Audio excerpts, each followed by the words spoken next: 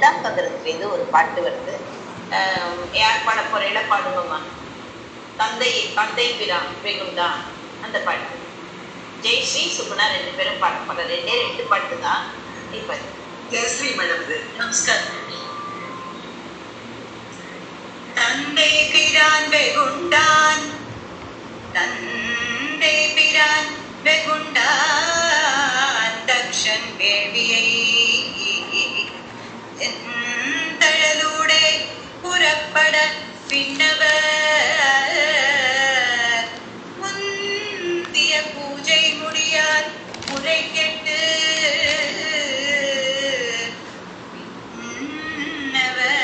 முந்திய பூஜை முடியார் முறை கெட்டு சிந்தினர் அண்டல் சினம் செய்த போதே. தந்தை பிரான் வெகுண்டான், தக்கன் வேள்வி வேன் தழலூடே புறப்பட விண்ணவர் முந்திய பூஜை முடியார் முறை கெட்டு சிந்தினர் அண்ணல் சினம் செய்த போது. அண்ணல்ங்கிறது எது? சிவபிரம். தக்கனது வேள்வி கொண்டதுலேருந்து தீயை நல்லா வளர்க்கும். எப்போதுமே வேள்வி கொண்டனா தீயை வளர்ப்பான். ஏன்னா அதனாலதான் நெய் விடுவான். நெய் விட விட விட என்ன ஆகும், அது வந்து நல்லா அந்த தீயை உண்டு பண்ணும். அங்க குடியிருந்த தேவர் யாவருக்கும் தந்தையும் தலைவருமாகிய தேவர்கள், அப்புறமா நிறைய பேர் வந்திருப்பா இல்லையா, யாவருக்கும் தந்தையும் தலைவருமாகிய சிவபெருமானிற்கு நிகழ்ந்த அந்த தட்சனுக்கு முதல் ஆகுதியை சிவபெருமானுக்கு செய்யுமாறு அறிவிப்பு கட்டி அவ்வாறு செய்து அந்த வேள்வியை முடிக்க மாட்டாதவராய் அவனுக்கு அஞ்சி முறை திறம்பி திருமாலுக்கு முதலாகுதி, அதாவது முறையா யாருக்கு கொடுக்கணும், தன்னோட மாப்பிள்ளைக்கு தானே கொடுக்கணும். மாப்பிள்ளை அது மட்டும் இல்லை, அது வந்து இந்த உலகத்துக்கே தலைவன் இல்லையா, அதனால முறையாக அவனுக்கு தானே தரணும். அப்போ முறை திரும்பி வந்து திருமாலுக்கு முதலாகுதி செய்ய இசைந்தான். அவன் அந்த தக்ஷன் இசைந்தான். அப்புறமா அதனால என்ன பண்ணா, சிவபெருமான் வந்து ரொம்ப சிறந்து போனார். வீரபத்திரரை விடுத்த பொழுது அவரால் அனைவரும் அழிந்தனர் அப்படிங்கிறது இந்த பாட்டோட கருத்து. சரி, தட்சன் வந்து எப்போ வேள்வி செஞ்சான், எதற்காக வேள்வி செஞ்சான், அதுல யார் யார் வந்திருந்தா அப்படிங்கிற விவரத்தை நம்ம இப்ப பார்க்க போறோம். தட்சன் தெரியும் இல்லையா. இப்ப யாருக்கு யார் அப்பா, யாருக்கு யார் பிள்ளைன்னு உங்களுக்கு இப்ப தெரிய போகுது. பிரம்மா உங்களுக்கு தெரியும். பிரம்மா என்ன பண்ணினா, படைப்பு தொழில முதல்ல படைச்சா, அதுக்கப்புறமா அடுத்தது வந்து இவர் வந்து திருமால் வந்து அது காட்டார். அப்புறமா ருத்ரன் அழிச்சார்னு எல்லாரும் அழிஞ்சிட்டு போயிட்டார். அதனால படித்தது எல்லாமே வேஸ்ட் ஆகிடுது. திருப்பி படிக்க ஆரம்பிச்சார். அப்படி படிக்கும்போது பிரம்மா தன்னோட தொடையிலேருந்து நாரத மகரிஷியை உண்டு பண்ணினார். தன்னுடைய நிழல்லேருந்து கர்தம ரிஷின்னு பேர் வைப்பார். அந்த கர்தம ரிஷியை அவர் உண்டு பண்ணினார், அதாவது பிறப்பித்தார். அப்புறம் பெருவிரல் இருக்கு இல்லையா, இதுதான் பெருவிரல். பெருவிரல் இருந்து தட்சனார் படித்தார். அதனால தட்சன் இங்கேருந்து உண்டானா, பிரம்மாவோட பெருவிரலேருந்து உண்டானா படைக்கப்பட்டான். இப்படி வந்து எத்தனை பேர் படித்தார் அவர் எல்லாரையும் சொல்லலாம். இருந்தாலும் இவங்களுக்கு இது முக்கியமா இருக்கிறது போரும். அது இன்னொரு சமயம் நான் எல்லாரையும் சொல்றேன்.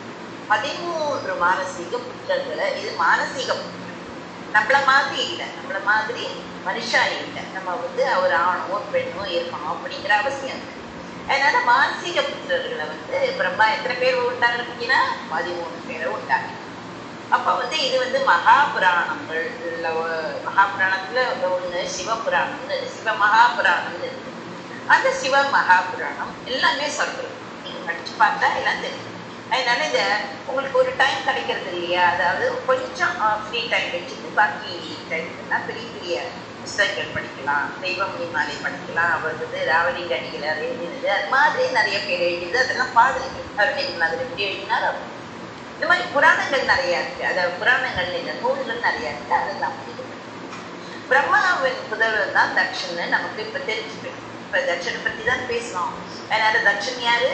பிரம்மாவோட புதல்வர். அவனுக்கு ஒரு சந்தேகம். அந்த சந்தேகத்தை, அதாவது தட்சனுக்கு ஒரு சந்தேகம், அதனால தீர்க்கறதுக்காக, தன்னோட சந்தேகத்தை தீர்த்து கொள்றதுக்காக அவன் வந்து பிரம்மாவை அணிக்கணும், தந்தையை அணிக்கணும். அந்த காலத்துல தான் வந்து இப்போ வந்து அப்பாயின்மெண்ட் ஃபிக்ஸ் பண்ணிட்டு நம்ம ஒருத்தர் வீட்டுக்கு போகிற மாதிரி தான் நம்ம வரலாமா, நீங்கள் எங்கே இருக்கேன்னு கேட்டுட்டு தான் போகணும். அது மாதிரி அந்த தட்சனும் போகிறார். மகரிஷிகளிடனும் தன்னோட புத்திரர்களிடனும் பிரம்மா அமர்ந்திருக்கிறார் இல்லையா. அப்ப இந்த முதல் புத்திரனான அந்த தக்ஷன் என்ன பண்ணணும், பணிவோட தன்னோட தகப்பனார நமஸ்கரிக்கிறார். இந்த காலத்துல கிடையாது. அதனால ஐயோ அப்படியா அப்படின்லாம் நீங்க ஆச்சரியப்பட வேண்டாம். பணிவுங்கிறது என்ன, பணிவுக்கு துணிவும் இருக்கும், அட் த சேம் டைம் அவளுக்கு மற்றவாளை கொல்லணும், மற்றவாளை அழிக்கணுங்கிற அந்த புத்தியும் இருக்கு, எல்லா புத்தியும் இருக்கும். அதனால தகப்பனார் நமஸ்கரிச்சுட்டு என்ன சொன்னார்னா, தந்தையே எனக்கு ஒரு சந்தேகம், அதை தாங்கள் தான் தீர்த்து வைக்கணும். அவ்வாறு தீர்த்து வைப்பது உங்களுக்கு கடமை அல்லவா? தந்தைக்கு என்ன, மகன் என்ன சொல்றாங்க அதை தீர்த்து வைக்க இதுதானே. அதனால இதோ என்னோட சந்தேகத்தை உங்க முன்னால வைக்கிறேன்.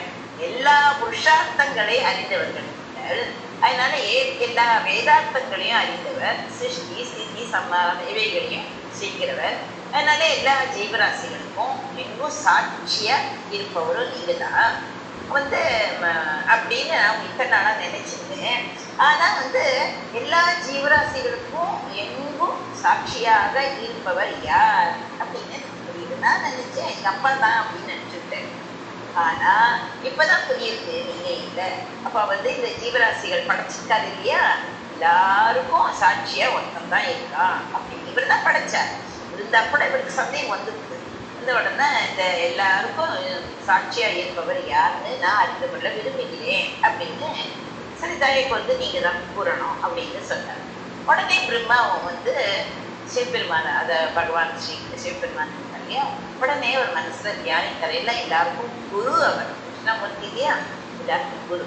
அதனால அது சரி அப்படின்னு அவரோட பெருமைகள்லாம் விளக்க ஆரம்பிச்சுட்டாங்க. சிவபெருமான் தான் தலைவர் இல்லையா, அதனால பெருமை. தகராகாச மத்தியில விளங்குகிற அவர், தகராகாசம்ங்கிறது இல்லையா, அதோட மத்தியில விளங்குகிற அவர் ஒருவர் தான் சம்புவான சர்வேஸ்வரன். முதல்ல நம்ம அறிஞ்சுக்கணும், அவர் ஒருவர் தான் சம்புன்னு கூப்பிடப்படுற அந்த சர்வேஸ்வரன். அவர் தான் எல்லா உலகங்களையும் படைப்பவர். இந்த பிரம்மா விஷ்ணுக்களாகிய எங்களுக்கெல்லாம் அவரே கர்த்தா. அதாவது சூப்பர்வைசர்னு இருப்பார். அவ நிறைய எப்படி சீஃப் மினிஸ்டர்னு இருக்கா, எல்லா டிபார்ட்மெண்ட்டுக்கும் சின்ன மினிஸ்டர் மினிஸ்டர் வைக்கிறா இல்லையா. பட் எல்லா பொறுப்பும் அந்த பிரைம் மினிஸ்டர் சீஃப் மினிஸ்டர். அது மாதிரி தான் பரமேஸ்வரனுடைய மகிமையில இவர் சொன்னார், எங்களுக்கும் அவர் தான் கர்த்தா.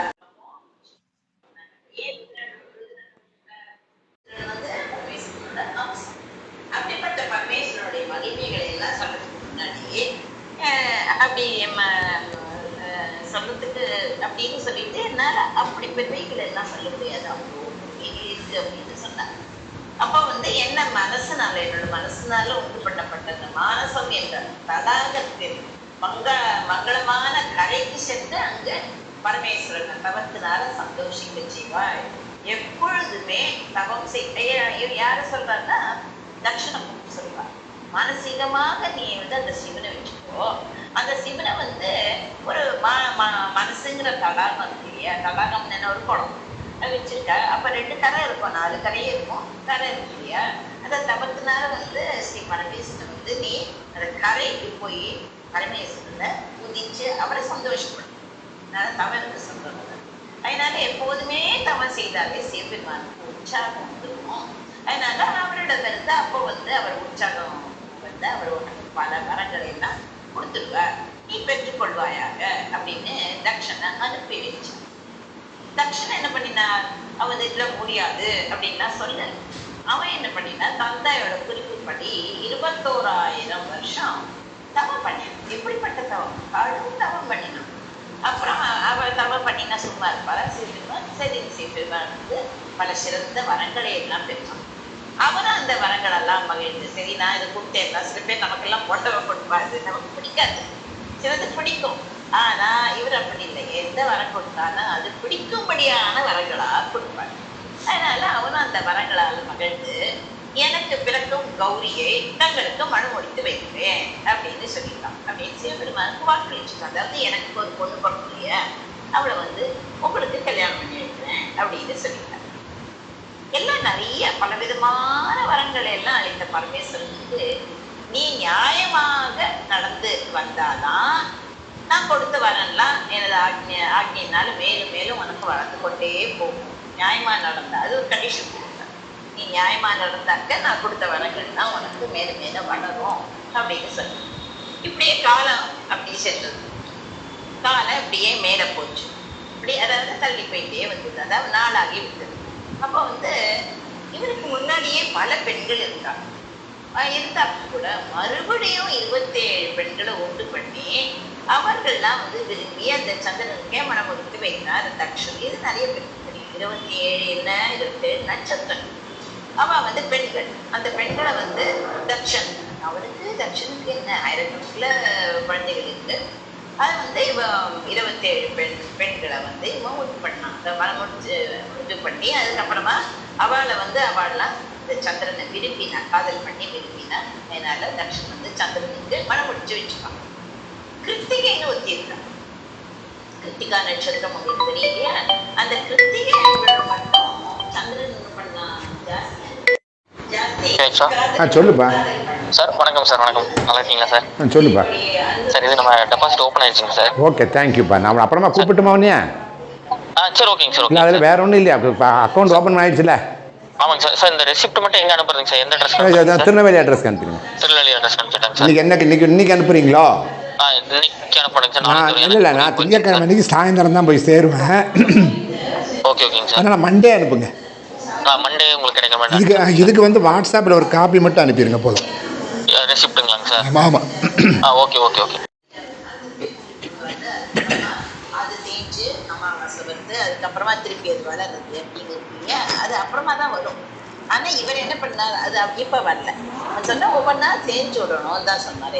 இது வேற ஒன்றும் சொல்லலை. திருப்பி வளரும்னு சொல்லலை இவன். தக்ஷன் அப்படி சொன்னால் சைரவத்தை நீ இழைச்சி போயிடுவ, இலக்கே கடவாய் அப்படின்னு சொல்லிட்டேன்.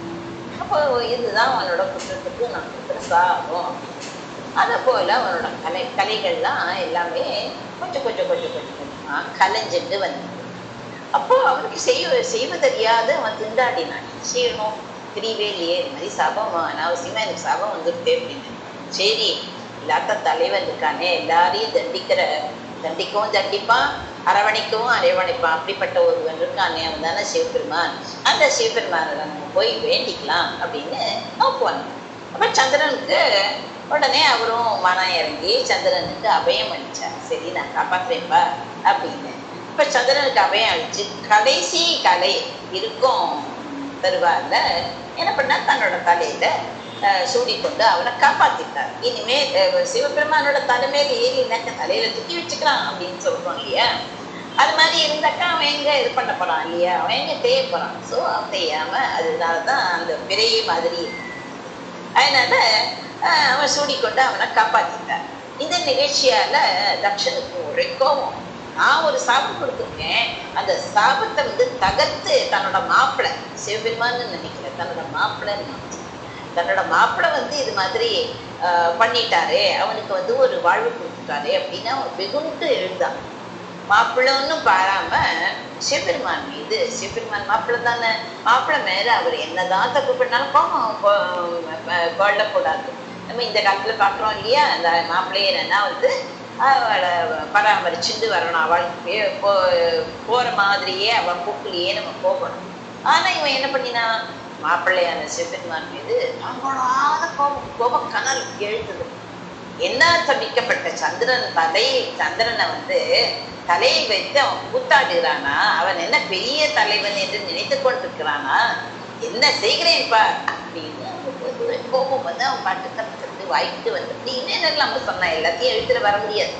அப்படி சொன்னான், என்ன செய்கிறேன் பார் அப்படின்னு சொல்லி என்ன பண்ணா, மீண்டும் மீண்டும் இந்த செயலை நினைச்சு இன்னும் கோபம் ஜாஸ்தியாச்சு. ஓ, என்ன இப்படி அவமதிச்சுட்டானே அப்படின்னு கோபம் தலைக்கிறது. அன்னியில இருந்து சிவபெருமான் மேல என்ன பண்ணா, வெறுப்பு ஏற்பட்டு அவரை நிந்திக்க தொடங்கினான். நிந்திக்கிறதுங்கிறது என்ன, அவனை வேண்டாம் அப்படின்னு ஒரு வெறுப்பு. நிந்திக்கிறதுனா வெறுப்பு, எதுலையுமே சேர்க்கக்கூடாது, அவனை தள்ளி வைக்கிறது அப்படின்னு. ஒரு முறை என்ன பண்ணா, பெண்ணையும் மாப்பிள்ளையும் கைலாசமலை சென்று பார்க்கலான்னு தக்ஷன் போன போது அவன் காவலாளிகள் அவனை மதிக்கவே இல்லை. சிவபெருமானோட மாமனார் தானே, அவனுக்கு தனி இது கொடுக்கணும் இல்லையா? அதனால ப்ரிஃபரன்ஸே கொடுக்கல. அதனால யார் வந்தாலும் ஒரே இதுதான் அப்படின்னு, ஒரே மரியாதை தான் அப்படின்னு அவன் வந்து காவலாளியை உள்ள அனுமதிக்கவே இல்லை. அதனால ரொம்ப தனக்கு அவமானம் ஏற்றுக்குதான் அவன் நினைச்சு ரொம்ப திருப்பி மறுபடியும் ஆத்திரம். ஏற்கனவே அவன் கோபமாக கொண்டு இருந்தான், எல்லாம் சேர்ந்து அவனுக்கு மறுபடியும் கோபம் ஜாஸ்தி தலைக்கு மேலே ஏறிட்டு. சரின்னு என்ன பண்ணினா, இதுக்கு ஒரு வழி கட்டணும் அப்படின்னு நினைச்சு எல்லா தேவரையும், அவளுக்கு என்ன ஒரு முறை சதிக்கிறது இல்லை யார்கிட்டன்னு சொல்லி இருந்து எல்லா தேவரையும் கூட்டினான்.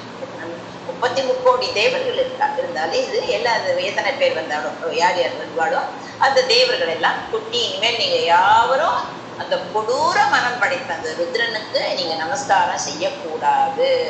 இப்படி வந்து இந்த பிரகலாதனோட அப்பா வந்து எப்படி நீ ஓம் நமோ நாராயணன்னு யாருமே சொல்லக்கூடாது, என்னை பத்தி தான் சொல்லணும், இரண்யாட்சன் தான் சொல்லணும்னு சொன்ன மாதிரி இவன் என்ன பண்ணினா, யாருமே அது கொடூர மனம் படிச்சு அந்த ருத்ரனுக்கு நமஸ்காரம் பண்ணக்கூடாது, துதிகள் சொல்லக்கூடாது, அவனை நினைக்கவும் கூடாது, அவனுடைய விவகாரத்திலேயே தலையிடக்கூடாது அப்படின்னு ஒரு கண்டிஷனை கொடுத்துட்டாங்க. என்ன ஏமாத்திட்டு அப்படி செய்தீங்களானால் நீங்க யாரும் ஏமாத்துங்க பார்க்கலாம், கட்டாயம் உங்களுக்கு குற்றம் என கருதப்பட்டு நான் தக்க தண்டனையை கொடுப்பேன், இது வந்து என்னோட ஆணை, அதுபடி நீங்க பிஹேவ் பண்ணலாம், அதுபடி நீங்க நடக்கணும் அப்படின்னு சொல்லிட்டாங்க. யாவருக்கும் ஆணை பிறப்பிட்டார். எல்லாருமே நடுங்கினான். ஏன்னா இவனே ஒரு கிராக் மாதிரி பிஹேவ் பண்றான், இவன் இது மாதிரி ஆணையிட்ட ஏதாவது இவனுக்கு தெரிஞ்சுருக்குன்னா அவ்வளவுதான், நம்மளை கொன்னே போட்டுவான், கொல்றது கூட பரவாயில்ல, ஒரு வழியா உயிர் போயிடும், ஏதான கையை கட் பண்ணுவான், காலை கட் பண்ணுவான், ஏன் ரொம்ப அப்படின்னு நினைச்சான். வந்து அதனால இப்படி இது பண்ணிட்டு எல்லாருக்கும் சொல்லிட்டு அவன் வந்து பரமேஸ்வரனை வெறுத்தும் நிந்திச்சும் பல காலம் வாழ்ந்து வந்தான். இதற்கிடையில இந்த பிரம்மதேவன் என்ன பண்ணா, தான் ஒரு யாகம் நடத்த எண்ணி அதன்படியே எல்லா தேவர்களையும் கூப்பிட்டார். அவர் கூப்பிட்ட பொழுது சிவபெருமான் வந்தார், தக்ஷன் வந்தார், எல்லாருமே வந்தார். ஏன்னா ஒருத்தர் கூப்பிட்டாக்க அந்த இடத்துல போய் நம்மளோட பகைமையை காமிக்க முடியுமா, அவ பட்டுக்கு அந்த பக்கம் உட்காந்து இவ பட்டுக்கு இந்த பக்கம் உட்காந்து. அங்க வந்த போது அப்போது வந்து கைலை காவலன் யாரு, நந்திகேஸ்வரன் வாகனமும் சரி காவலனும் சரி இவரோட ப்ரொடெக்டர் செக்ரட்டரி மாதிரி அவன் வந்து அவரை வரவேற்று அவருக்கு சிறந்த பீடம் அமைச்சு கொடுத்தார் இந்த பிரம்மதேவர் ஒரு யாகப்பட்டதுக்காக எல்லாருக்கும் பிடிச்ச. தக்ஷனும் வந்தான், ஸ்ரீபெருமானும் வந்து தன்னோட செக்ரட்டரி இருக்காரு இல்லையா, அந்த நந்தி தேவரை அழைச்சிட்டு வச்சு இவன் பிரம்மா என்ன பண்ணா, நந்தி தேவருக்கு தனியா ஒரு உயரமான பீடம் போட்டு அதுல அமர செய்தார். இதை பார்த்தா தக்ஷனுக்கு சிவபெருமானை கண்டிக்கிறதுக்கு ஒரு நல்ல சந்தர்ப்பம் கிடைச்சிருக்கு, ஏதாவது சான்ஸ் கிடைச்சா தூண்டி விடலாமே அப்படின்னு ரொம்ப பண்றதுக்குன்னே அலையிறவாளுக்கு இதுதான். அதனால தக்ஷனுக்கு சிவபெருமானை கண்டிக்கிறது ஒரு நல்ல சந்தர்ப்பமாக அமைஞ்சிருந்தது. சாதாரண காவலாளிக்கு இவ்வளவு சிறப்பு தரலாமா, தரவே கூடாது அப்படின்னு கோபம் வந்துருக்கு. ருத்ரனுக்கு இந்த யாகத்துல சிறந்த ஹவிஸ கொடுக்கவே கூடாது அப்படின்னு நினைப்பான். எதுக்காக அவன் பண்ணிருக்கலாம், இவருக்கு போய் தனியா அவரோட அசிஸ்டண்ட்டை போய் இது மாதிரி அவருக்கு தனி பீடை அமைச்சு என்னவோ அவன் தான் பெரிய கிரேட் அப்படின்னு நம்மளெல்லாம் மதிக்காம அவரை மதிச்சு அது மாதிரி ஒரு பீடை போட்டு அமைச்சாருன்னு அந்த கோபம் சிவபெருமான் மேல விழுந்தது. உடனே சொன்னா, யார் ஹவிஸுங்கிறது என்ன முதல் பிரசாதம் அவருக்கு கொடுக்கவே கூடாது அப்படின்னு மறுத்தான். ஹவிஸம் கொடுக்கக்கூடாது, வாய்க்கு வந்தபடி சிவபெருமானை வந்து தூஷணை பண்ணினான். அப்ப வந்து என்ன சேர்ந்து பேசாம இருப்பார, அவரோட அசிஸ்டன்ட் நந்திகேஸ்வரர் வந்திருக்காரு, அவர் சும்மா இருப்பார, நீ இப்படி பிதற்றா, நீ பிதற்றி கொண்டே இருந்தா வந்து உன்னோட தலை வந்து நான் கிள்ளிடுவேன், நீ ரொம்ப என்னோட தலைவனை பத்தி நீ பேசுற, நான் உன்னோட தலையை கிள்ளிடுவேன், ஜாக்கிரதையா இரு, உனது எல்லா ஐஸ்வர்யங்களும் சிவபெருமாள் நாசமாக்கப்பட்டுடும் அப்படிங்கிறத நீ உணரணும், எல்லாமே உனக்கு சிவபெருமானால கிடைச்சது தானே, அதனால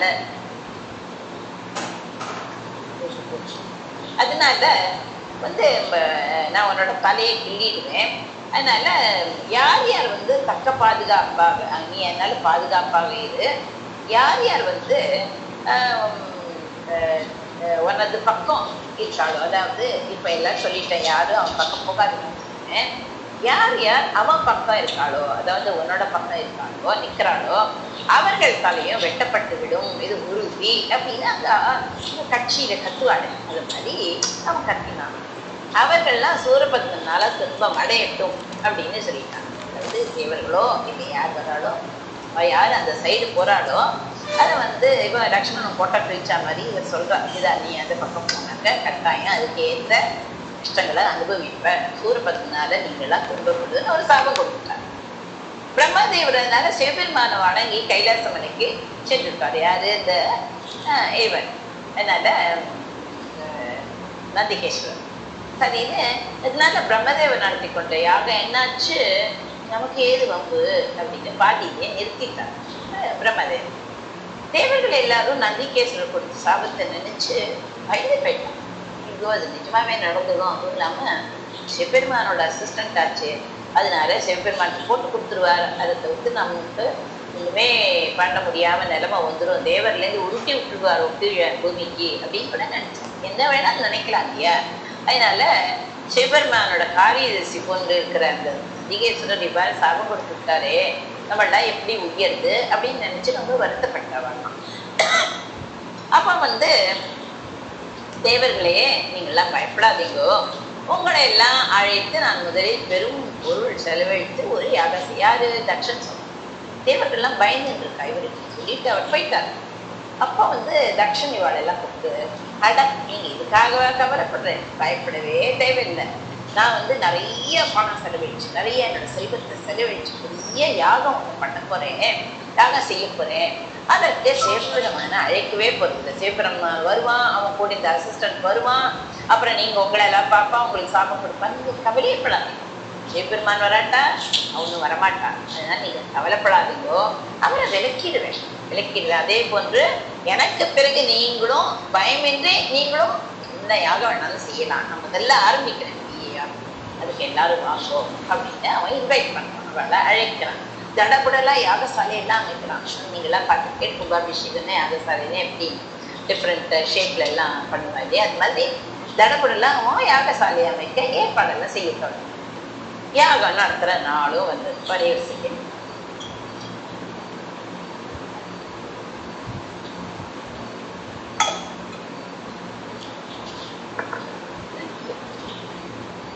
யாகம் நடத்த போறான். இன்னைக்கு தான் நடத்த போறான்.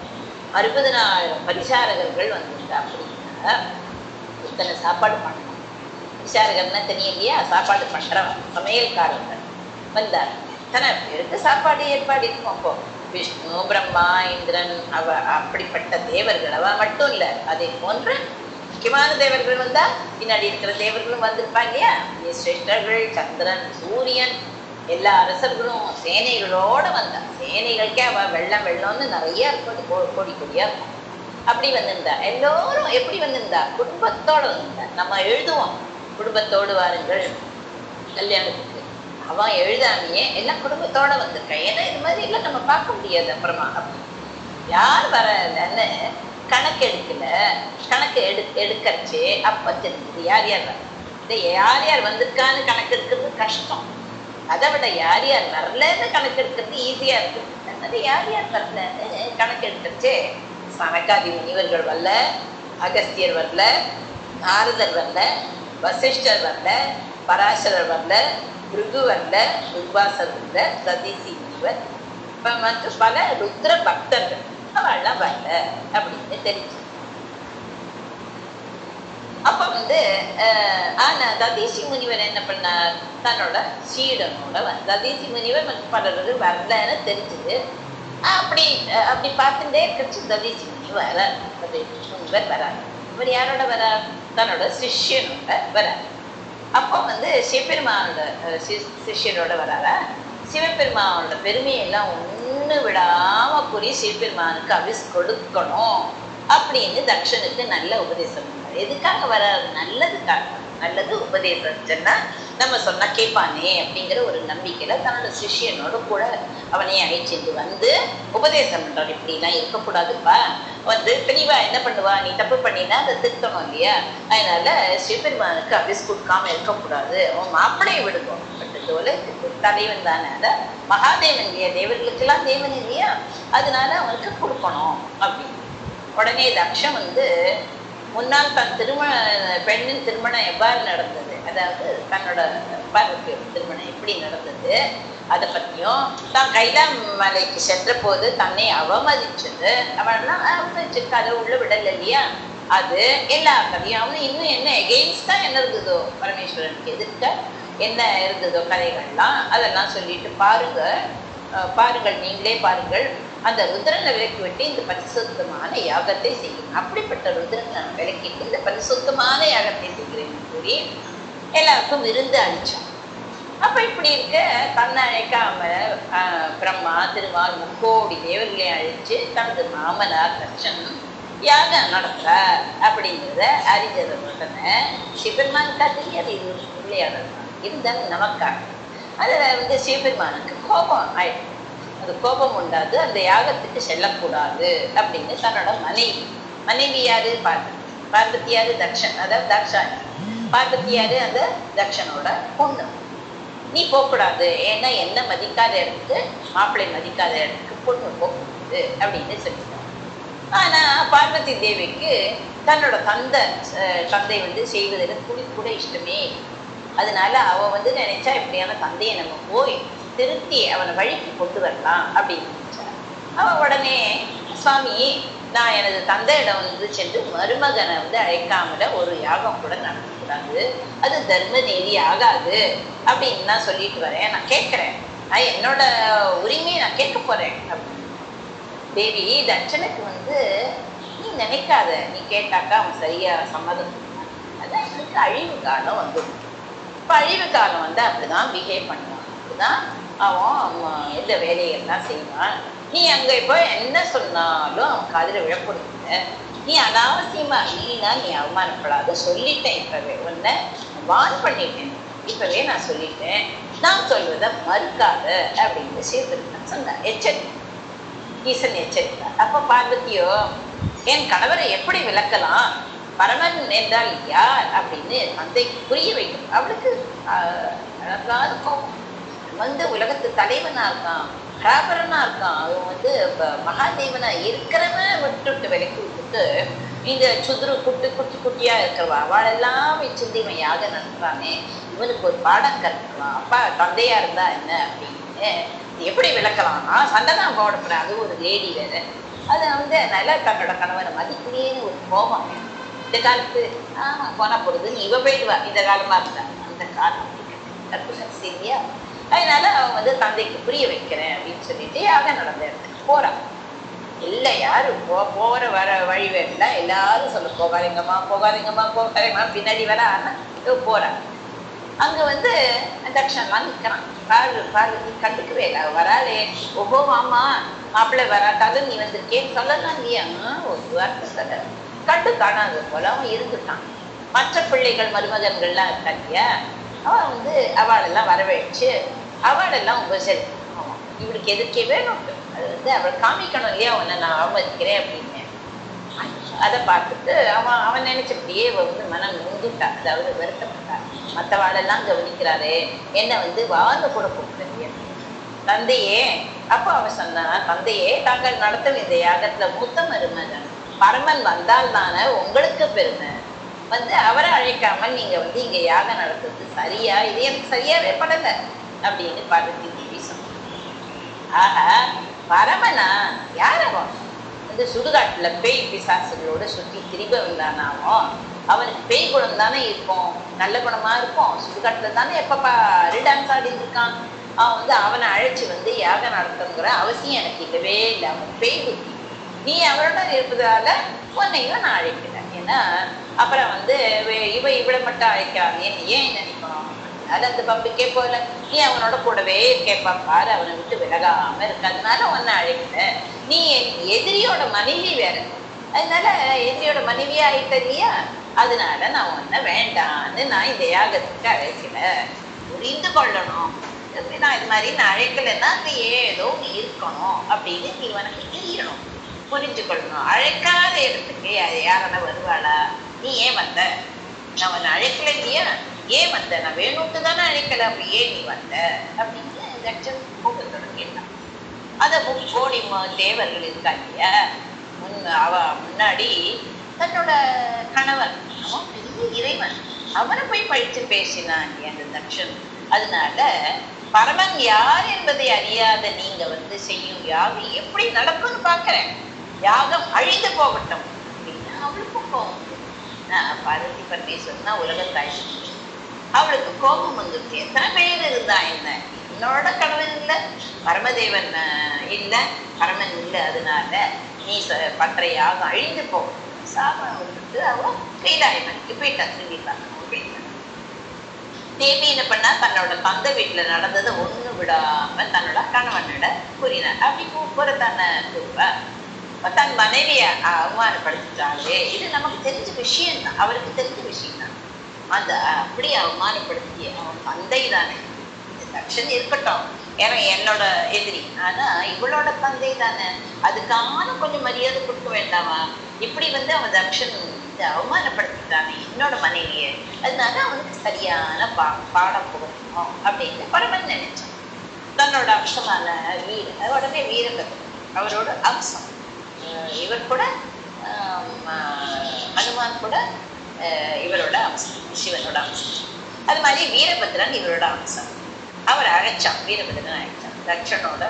வீரபத்ரா, நீ கொஞ்சம் கூட நான் சொல்ற பேச்சு கேட்கணும், நீ கொஞ்சம் கூட மிச்சம் வைக்காம இந்த தட்சனோட யாகத்தை அழிச்சுடணும் அப்படின்னு அவர் உத்தரவிட்டார். உமாதேவியும் வீரபத்ரனுக்கு ஒரு துணையாக சரி, அவர் வீரபத்ரனை நியமிச்சார் இல்லையா, அப்ப தன்னோட பங்குக்கு எதான பண்ணணுமே, தன்னோட கணவனுக்கு உதவியா இருக்கணுமே அப்படின்னு காளியை வரவழைச்சார். உமாதேவி யார அனுப்பினா, காளி தேவி. அது வீரபத்ரனோட சேர்ந்து காளி தேவியை அனுப்பினா, வீரபத்ரனும் காளி தேவியும் தட்சன் நடந்த யாகம் அழிச்சான். அது யாரு இருந்தாலோ கண்டுக்கணும், அத்தனை பேரையும் அதை அழிச்ச உடனே அங்க கூடியிருந்தாலே இந்த 33 தேவர்கள் இவர்கள் எல்லாரும் நடந்ததை பார்த்து தப்பிச்சா போடும் அப்படின்னு அஞ்சு அது தலை தெரிக்க ஓடினார். இது 2ஆம் சந்திரத்துல பாடல் எண் 6ல வந்திருக்கு.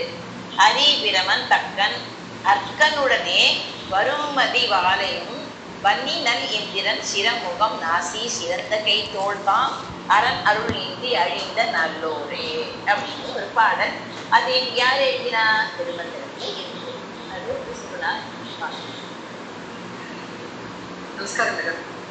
ஹரிபிரமன் தக்ஷன் அர்க்கனுடனே, ஹரிபிரமன் தக்ஷன் அர்க்கனுடனே வருமதி வாழையும் வன்னி நல்கின்ற சிரமுகம் நாசி சிறந்த கை தோழாம், சிரமுகம் நாசி சிறந்த கை தோழாம் அரண் அருள் என்றே அழிந்த நல்லோரே, அரண் அருள் என்றே அழிந்த நல்லோரே.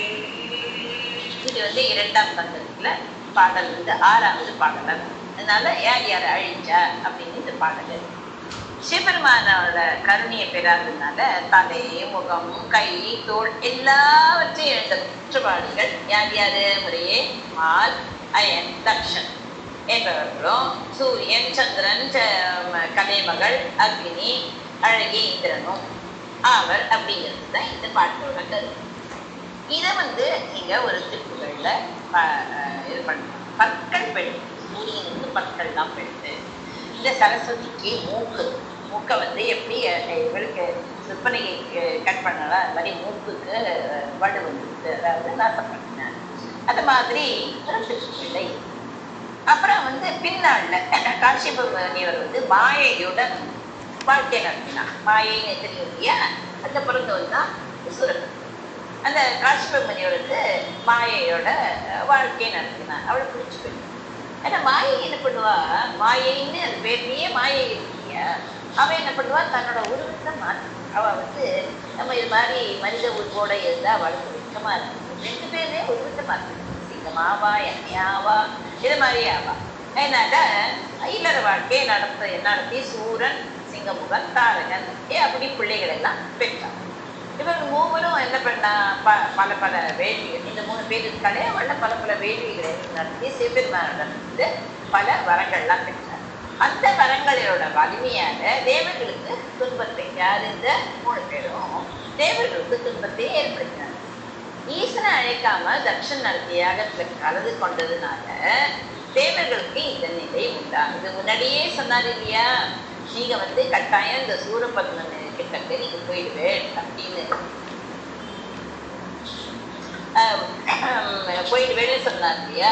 அது மாதிரி இவன் எல்லாரும் அந்த யாகத்துல கலந்து கொண்டக்கூடிய ஈசனை அழைக்காம தட்சன் நடத்திய யாகத்துல கலந்து கொண்டதுனால தேவர்களுக்கு இந்த நிலை உண்டாங்க. யார் யார் தட்சன் யாகத்துல கலந்து கொண்டார்களோ அவர்களுக்கெல்லாம் தக்க தண்டனை கிடைச்சு. தேவர்கள் அனைவரும் வந்து என்ன பண்ணா, கைலாயநாதரை அதாவது சிவபெருமானை நோக்கி சென்றார். அவளை வணங்கி, இறைவா நீங்கள் கொண்டு வரங்களை கொண்டு நான் சூர சகோதரர்கள் இருக்காங்க 3 பேர் இருக்காங்க, அவ வந்து எங்களை துன்பத்தி வருகிறார்கள், அவர்களை வந்து என்ன காத்தருட வேணும் அப்படின்னு வேண்டி இப்பதான் கட்டுப்புறானா வருது. அதனால பிரம்மன் வந்து என்ன சொன்னார்னா, நீங்கள் யாரும் வருத்தப்பட வேண்டாம், சூரனோட கொடுமைகள்லாம் அழிக்கிறதுக்கு அதாவது பிரம்மன் தான் சிவபெருமான் சொல்றான், என்னோட கண்ணிலேருந்து நெற்றிக்கண்ணிலேருந்து ஆறுமுகம் பிறப்பான். எனவே வந்து அசுரர் வந்து பயம், பிணி, துன்பம் இதெல்லாம் இருக்கே அதெல்லாம் நீங்கிடும், அந்த முருகனின் உருவமாகிய மருத வரைக்கும் சென்று வழிபடுங்கள் அப்படின்னு அருள் பாடினார். அதை தொடர்ந்து சூரனை அழிக்கிறதுக்காக திருமால் வந்து தேவாசி தேவர்கள்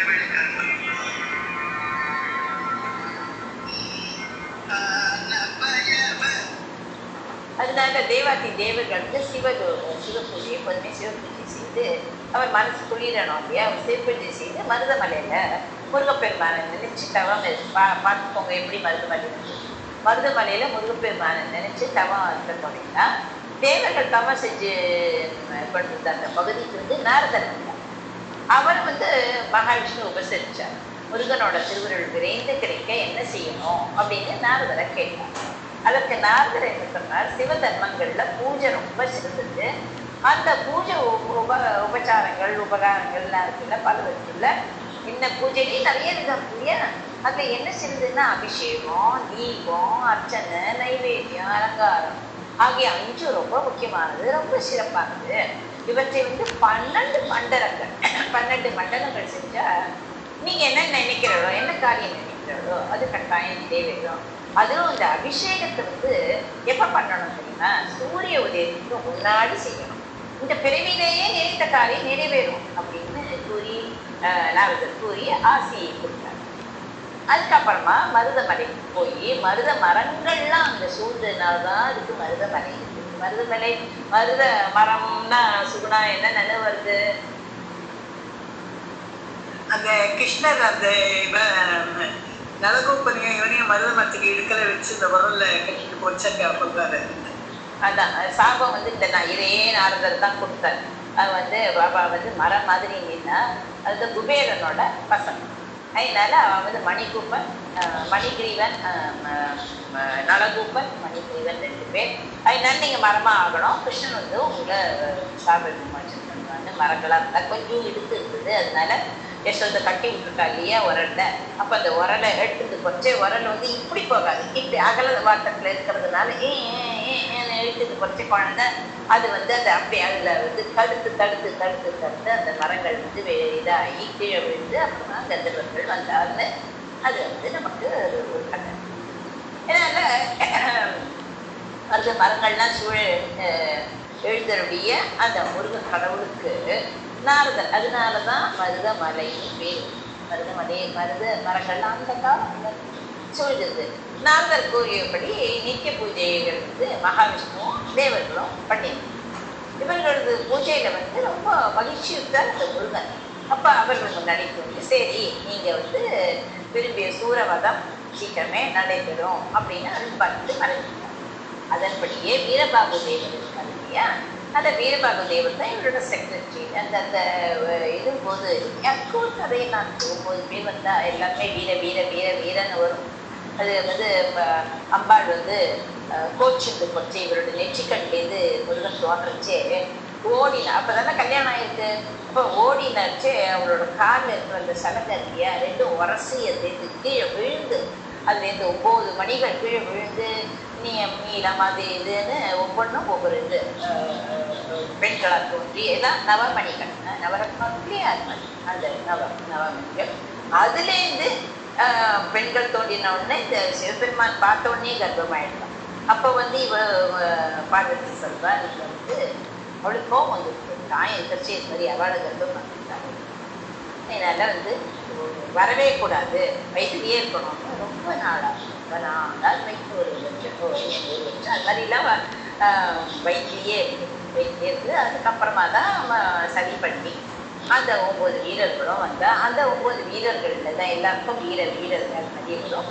அதில் தான் வீரபாகு ரொம்ப உயர்ந்தவனாக கற்றுக்கிட்டா. இவருக்கு இந்த நீங்கள் கங்கத்தருடைய படிச்சிருக்கேன் ஐ மீன் பார்த்துருக்கேன். அது வந்து சிவாஜி வந்து வீரபாகு வருவான், அவரோட நடையே தனியாக இருக்கும். அதனால் வந்து அதுபடி வீரபாகு தேவர் படை தலைவர்களோட போய் தாரகன், சிங்கமுகன், சூரன் அவளெல்லாம் வதம் செய்தார் முருகன். அதுக்கப்புறமா தான் தேவர்களை எல்லாம் விண்ணவர்களே விட்டுட்டு மீண்டும் பூலோகம் வந்து திருப்பேரூர் பக்கத்துக்கு அவளுக்கு தெரியாம பாடினாலே அவளுக்கு தெரியும். திருப்பேரூரை அடைஞ்சு ஆதிலிங்கேஸ்வருக்கு அபிஷேகம் செஞ்சு வழிபட்டார். அதுக்கப்புறம் மருதமலையில் அமர்ந்து அருள் பாடினார். இது வந்துட்டு இங்கே வருது. இப்படியாக தட்சனோட யாகத்தினால பல இழப்புகள் நேர்ந்தது. அப்படி நேர்ந்தாலும் சூரபத்மனை நம்மால செய்வதற்காக முருகன் எழுந்தருளி தேவர்கள் துன்பத்தை தீர்த்தான். அதனால நம்ம என்ன நினைக்கிறோம், காரணம் இல்லாத காரியங்கள் நடைபெறாது அப்படின்னு. அதனால நமக்கு இப்போ என்ன தெரியுதுன்னா இது ஒரு ஈசனோட திருவிளையாகும். தக்ஷனோட யாகம் நடத்துறது, தக்ஷன் வந்து இவரை விளக்கிறது எல்லாமே ஈசனோட திருவிழை.